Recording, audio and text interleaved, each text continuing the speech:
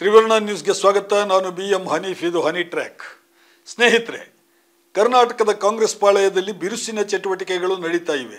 CM Siddaramaiah ಮತ್ತು DCM DK Shivakumar ಇಬ್ಬರೂ ದೆಹಲಿ ಯಾತ್ರೆ ಮಾಡ್ತಾ ಇದ್ದಾರೆ. ರಾಜ್ಯದ ಸಚಿವ ಸಂಪುಟ ವಿಸ್ತರಣೆ ಅಥವಾ ಪುನರ್ರಚನೆ ಆಗಲಿದೆ ಅಂತ ಟಿವಿ ಮಾಧ್ಯಮಗಳಲ್ಲಿ ಒಂದೇ ಸಮನೆ ಸುದ್ದಿ ಬರ್ತಾ ಇದೆ. ಈ ಮಧ್ಯೆ ಯಾವುದೋ ಒಂದು TV channel DK Shivakumar KPCC ಅಧ್ಯಕ್ಷತೆಗೆ ರಾಜೀನಾಮೆ ಕೊಟ್ಟಿದ್ದಾರೆ ಅಂತ ಸುದ್ದಿ ಮಾಡಿದೆ. ಅದರ ಬೆನ್ನಲ್ಲೇ DKಶಿ ಪತ್ರಿಕಾಗೋಷ್ಠಿ ಕರೆದಿದ್ದಾರೆ.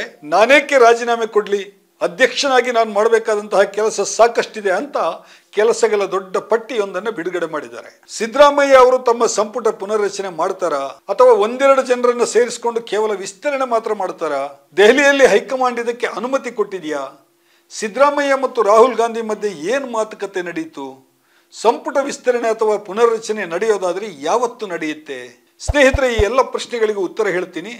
ಅದಕ್ಕೂ ಮೊದಲು ನೀವು ನಮ್ಮ ಚಾನೆಲ್ ಅನ್ನು ಸಬ್ಸ್ಕ್ರೈಬ್ ಮಾಡಿಲ್ಲ ಎಂದಾದಲ್ಲಿ ತಕ್ಷಣವೇ ಸಬ್ಸ್ಕ್ರೈಬ್ ಮಾಡಿ. CM ಸಿದ್ದರಾಮಯ್ಯ ಮತ್ತು DCM DK ಶಿವಕುಮಾರ್ ದೆಹಲಿ ಭೇಟಿಯಲ್ಲಿ ಏನಾಗಿದೆ ಅನ್ನೋದನ್ನು ಮೊದಲು ನೋಡೋಣ. ಕಳೆದ ವಾರ CM ಸಿದ್ದರಾಮಯ್ಯ ದೆಹಲಿಗೆ ಹೋದದ್ದು ಖ್ಯಾತ ವಕೀಲ, ಕಾಂಗ್ರೆಸ್ಸಿನ ಹಿರಿಯ ನಾಯಕ ಕಪಿಲ್ ಸಿಬಾಲ್ ಅವರ ಪುಸ್ತಕ ಬಿಡುಗಡೆ ಕಾರ್ಯಕ್ರಮಕ್ಕೆ. ಅದಾದ ಬಳಿಕ ಸಿದ್ದರಾಮಯ್ಯ ಅವರು ರಾಹುಲ್ ಗಾಂಧಿ ಅವರನ್ನ ಭೇಟಿಯಾಗಿದ್ದಾರೆ. ಭೇಟಿಯಲ್ಲಿ ಏನ್ ನಡೆಯಿತು ಅನ್ನೋದಕ್ಕಿಂತ ಈ ಭೇಟಿಯ ಸ್ವರೂಪ ಹೇಗಿತ್ತು ಅನ್ನೋದನ್ನ ನಾವು ಮೊದಲು ತಿಳ್ಕೋಬೇಕು. ದೆಹಲಿಯ ಮೂಲಗಳ ಪ್ರಕಾರ ಭೇಟಿ ನಡೆದದ್ದು 15 ನಿಮಿಷ. ಹಾಗೂ ಇದು ಅವರಿಬ್ಬರೇ ಇದ್ದಂತಹ ರಹಸ್ಯ ಭೇಟಿ ಅಲ್ಲ.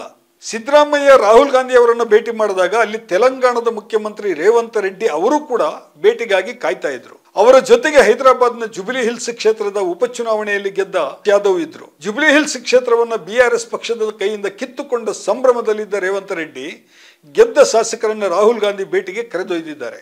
ಸಂಪುಟ ಪುನರ್ರಚನೆ ಬಗ್ಗೆ ಸಿದ್ದರಾಮಯ್ಯ ಅವರು ರಾಹುಲ್ ಗಾಂಧಿಯವರ ಗಮನವನ್ನು ಸೆಳೆದಿದ್ದಾರೆ. ಆಗ ನೀವು AICC ಅಧ್ಯಕ್ಷರಾದ ಮಲ್ಲಿಕಾರ್ಜುನ ಖರ್ಗೆ ಅವರ ಜೊತೆಗೆ ಮಾತಾಡಿ ಅಂತ ರಾಹುಲ್ ಗಾಂಧಿ ಸೂಚನೆ ನೀಡಿದ್ದಾರೆ. ಅಂದ್ರೆ ಈ ವಿಷಯದ ಬಗ್ಗೆ ಮಾತನಾಡೋದಕ್ಕೆ ರಾಹುಲ್ ಅಷ್ಟು ಉತ್ಸಾಹ ತೋರಿಸಿಲ್ಲ ಎಂದೇ ಅರ್ಥ. ಅದು ಸಹಜವೂ ಹೌದು. ಏಕೆಂತ ಹೇಳಿದ್ರೆ ಕಾಂಗ್ರೆಸ್ ಹೈಕಮಾಂಡ್ ಈಗ ಬಿಹಾರದ ಸೋಲಿನ ಸೂತಕವನ್ನ ಆಚರಿಸ್ತಾ ಇದೆ. ಇಂತಹ ಸಂದರ್ಭದಲ್ಲಿ ದೃಢ ಮತ್ತು ಸ್ಥಿರ ಸರ್ಕಾರ ಇರುವಂತಹ ಕರ್ನಾಟಕದಲ್ಲಿ ಯಾವುದಕ್ಕೂ ಅವಸರ ಮಾಡೋದು ಜಾಣತನದ ಕ್ರಮ ಆಗೋದಿಲ್ಲ. ಈಗ ಸಂಪುಟ ವಿಸ್ತರಣೆ ಅತ್ಯಂತ ತುರ್ತಾಗಿ ಆಗಬೇಕಾದಂತಹ ಕೆಲಸ ಅಲ್ಲ ಅಂತ ಕಾಂಗ್ರೆಸ್ ಹೈಕಮಾಂಡ್ಗೆ ಅನ್ನಿಸಿದ್ರೆ ಅದರಲ್ಲಿ ಯಾವ ತಪ್ಪೂ ಇಲ್ಲ.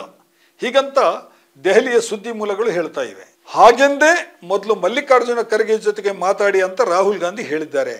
ಅಂದ್ರೆ ಇದು ಅರ್ಜೆಂಟ್ ಆಗಿ ಮುಗಿಯೋ ಕೆಲಸ ಅಲ್ಲ ಅನ್ನೋದು ಬಹಳ ಸ್ಪಷ್ಟ ಇದೆ. ಈ ಪುನರ್ರಚನೆ ಪ್ರಕ್ರಿಯೆಗೆ ಹಾಗಿದ್ರೆ ಎಷ್ಟು ಸಮಯ ಹಿಡಿಬಹುದು? ಇದನ್ನು ಅಷ್ಟು ಸುಲಭವಾಗಿ ಹೇಳಲಿಕ್ಕೆ ಬರೋದಿಲ್ಲ.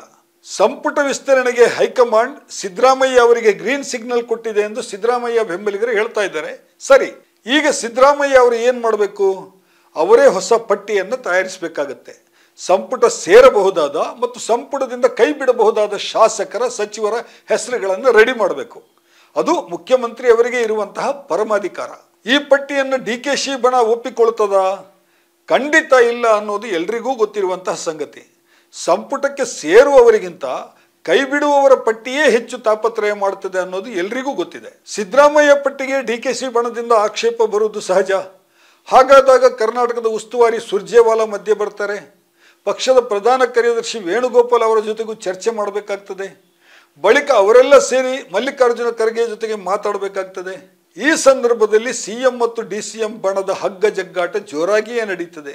ಏಕೆಂದರೆ ಇದೇ ಸಂದರ್ಭದಲ್ಲಿ ಮುಂದಿನ CM ಬಗ್ಗೆ DKಶಿ ಪ್ರಸ್ತಾಪ ಮಾಡುವ ಸಾಧ್ಯತೆಯೂ ಇದೆ. ಮುಂದೆ ನಾನು CM ಆಗ್ತೀನಾ, ಆಗೋದಾದ್ರೆ ಯಾವತ್ತು ಆಗ್ತೀನಿ ಅನ್ನೋ ಪ್ರಶ್ನೆಗಳನ್ನೆಲ್ಲ DK ಶಿವಕುಮಾರ್ ಎತ್ತುವ ಸಾಧ್ಯತೆ ಇದೆ. ಇದರ ಮಧ್ಯೆ KPCC ಅಧ್ಯಕ್ಷತೆಯ ಪ್ರಶ್ನೆಯೂ ಬರುತ್ತೆ. ಇಷ್ಟೆಲ್ಲ ಸಂಗತಿಗಳು ನವೆಂಬರ್ ಒಳಗೆ ಚರ್ಚೆ ಮಾಡಿ ಮುಗಿಬಹುದಾ? ಖಂಡಿತ ಇಲ್ಲ ಅಂತ ಇದೆ ದೆಹಲಿಯ ಮೂಲ. ಅದಕ್ಕೂ ಕಾರಣಗಳಿವೆ. ಸಂಸತ್ತಿನ ಚಳಿಗಾಲದ ಅಧಿವೇಶನ ಡಿಸೆಂಬರ್ 1ನೇ ತಾರೀಕು ಆರಂಭ ಆಗುತ್ತೆ. ಅಧಿವೇಶನಕ್ಕೆ ಮುನ್ನ ಪ್ರತಿಪಕ್ಷಗಳ ರಾಜಕೀಯ ತಂತ್ರಗಾರಿಕೆ ನಡೀಬೇಕು. ಪ್ರತಿಪಕ್ಷ ನಾಯಕ ರಾಹುಲ್ ಗಾಂಧಿ ಇಂಡಿಯಾ ಒಕ್ಕೂಟದ ಇತರ ಪಕ್ಷಗಳ ನಾಯಕರ ಜೊತೆಗೆ ಮಾತನಾಡಬೇಕು. ಅಧಿವೇಶನ 19ನೇ ತಾರೀಕಿನವರೆಗೆ ನಡೀತದೆ. ಅಂದ್ರೆ ಹೈಕಮಾಂಡ್ ಅಲ್ಲಿವರೆಗೆ ಪೂರಾ ಬಿಸಿ. ರಾಹುಲ್ ಗಾಂಧಿ ಆಗ್ಲಿ, ವೇಣುಗೋಪಾಲ್ ಆಗ್ಲಿ, ಸುರ್ಜೇವಾಲಾ ಆಗ್ಲಿ, ಮಲ್ಲಿಕಾರ್ಜುನ್ ಖರ್ಗೆ ಅವರಾಗ್ಲಿ ಯಾರಿಗೂ ಆಗ ಪುರ್ಸೊತ್ತಿರೋದಿಲ್ಲ. ಅದೇ ವೇಳೆ ಇತ್ತ ಬೆಳಗಾವಿನಲ್ಲಿ ಅಸೆಂಬ್ಲಿ ಅಧಿವೇಶನ ಡಿಸೆಂಬರ್ 8ನೇ ತಾರೀಕು ಶುರುವಾಗುತ್ತೆ. ಹಾಗಾಗಿ ಇಲ್ಲಿ CM ಮತ್ತು DCM ಕೂಡ ಬ್ಯುಸಿ ಆಗಿರ್ತಾರೆ.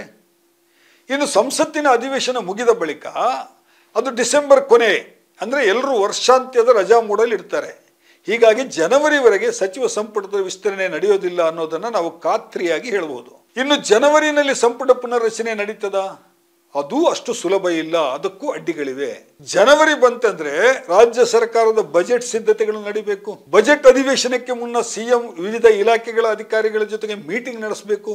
ಬಜೆಟ್ನ ಪೂರ್ವಭಾವಿ ಚರ್ಚೆಗಳು ನಡಿಬೇಕು. ಹಾಗಾದ್ರೆ ಸಚಿವ ಸಂಪುಟ ವಿಸ್ತರಣೆ ಯಾವಾಗ ನಡೀತದೆ? ಮಾರ್ಚ್ ಬಳಿಕ ನಡೀಬಹುದಾ? ಗೊತ್ತಿಲ್ಲ. ಬಜೆಟ್ ಬಳಿಕ ಕರ್ನಾಟಕದ ರಾಜಕೀಯದಲ್ಲಿ ಸಂಪುಟ ವಿಸ್ತರಣೆ ಮಾತ್ರ ಅಲ್ಲ, ಏನು ಬೇಕಾದರೂ ನಡೀಬಹುದು, ಹಾಗಂತ ಪಕ್ಷದ ದೆಹಲಿಯ ಮೂಲಗಳು ಹೇಳ್ತಾ ಇವೆ. ಸ್ನೇಹಿತರೆ, ಇದಾಗಿತ್ತು ಇವತ್ತಿನ ಹನಿ ಟ್ರ್ಯಾಕ್. ಇನ್ನೊಂದು ವಿಷಯದ ಜೊತೆಗೆ ಮತ್ತೆ ನಿಮ್ಮ ಮುಂದೆ ಬರ್ತೇನೆ. ತ್ರಿವರ್ಣ ನ್ಯೂಸ್ನ ಸ್ಪೆಷಲ್ ಸ್ಟೋರಿಗಳನ್ನು ನೋಡ್ತಾ ಇರಿ. ನಮಸ್ಕಾರ.